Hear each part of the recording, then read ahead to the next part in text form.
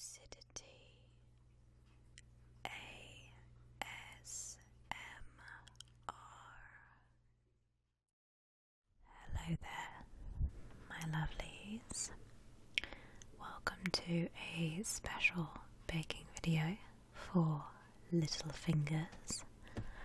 So today I'm going to be making a slight variation on the Ella's Kitchen pick up porridge bars.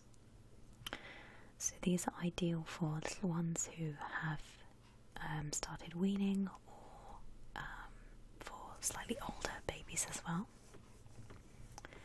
So for this recipe you're going to need your baby's regular milk, whether that be breast milk or formula. Today I'm going to use formula in this recipe.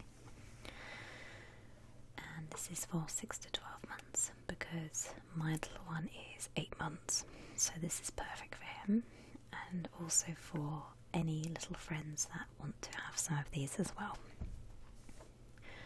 So the first main ingredient you're going to need is porridge oats, and I will put a list in the description box below of quantities. Okay. So these are just my dried porridge oats ready to go. Your second main ingredient is some fruit. So it's completely up to you what kind of fruit you want to put in your bars.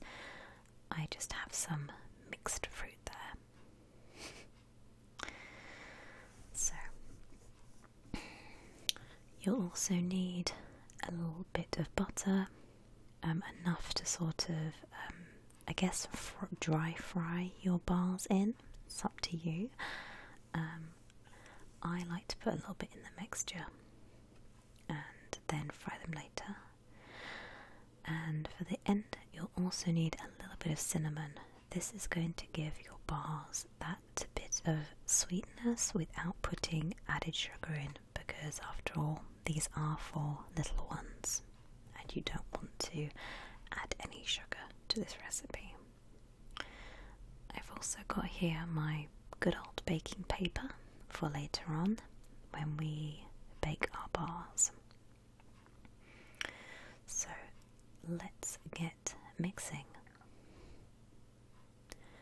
Okay, so this is the formula milk, and I'm just gently heating it and giving it a bit of a stir to keep it moving.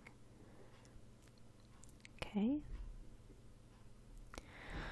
So, first of all, you're going to want to add your porridge oats to your recipe.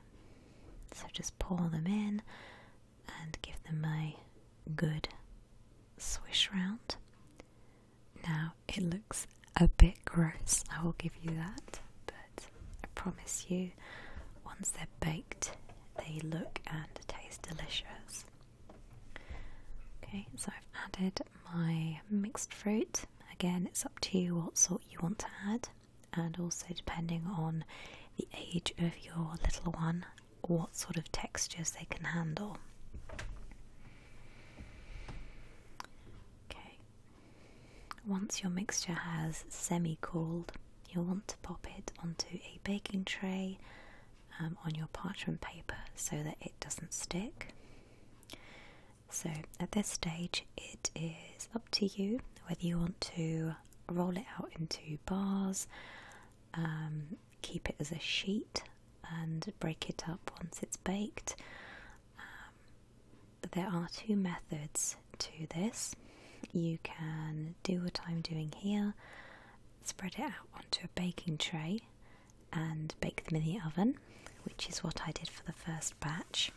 And the second batch I tried frying them in a pan with a bit of butter, which made them a little bit crispier, less gooey.